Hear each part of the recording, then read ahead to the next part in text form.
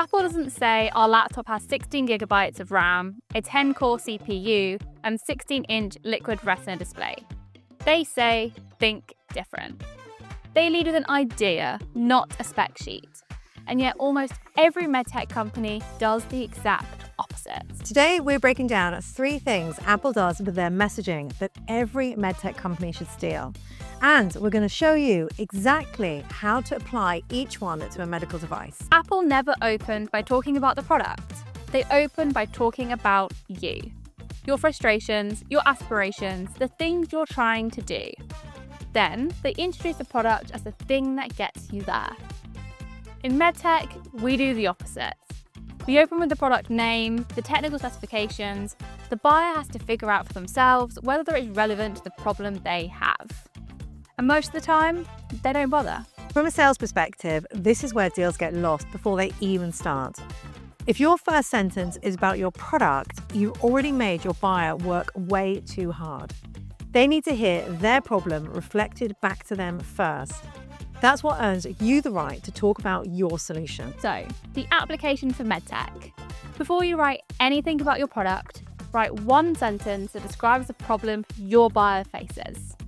That's the opening line. Everything else comes after. Apple's advertising is never about Apple. It's about what you can do with their product.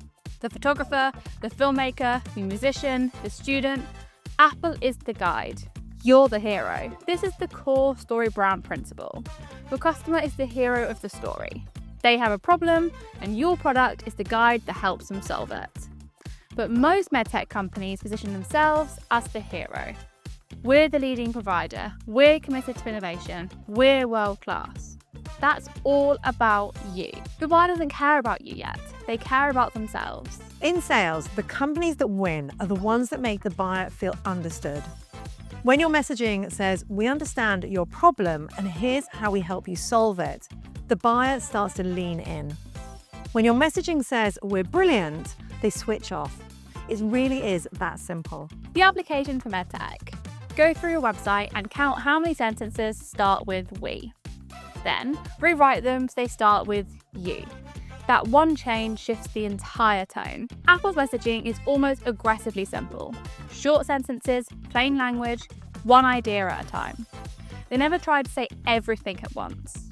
And they're selling some of the most complex technology in the world. In MedTech, we have the opposite instinct. Because the product is complex, we think the messaging should be too. We cram in every feature, every specification, every clinical claim. And the result is a messaging that's dense, confusing, and forgettable. And in a regulated industry, there's often a fear that simplifying means losing accuracy. But actually, simplifying doesn't mean dumbing down. It means choosing the one thing that matters most to your buyer at each stage and saying it clearly. You can learn the detail later, but that first impression has to be focused. The application for MedTech. Take your homepage headline and cut it in half. If it still makes sense, cut it in half again. The clearest version is almost always the shortest one. So there you go, 3 principles from Apple's messaging playbook. Lead with the problem, not the product. Make the customer the hero, and keep it simple. None of these are complicated, but almost every MedTech company ignores at least one of them. And the companies that get all 3 right are the ones that stand out. Next week, we're asking 3 questions that most MedTech brands can't answer. If you can't answer them, your buyers definitely can't either. Subscribe so you don't miss it.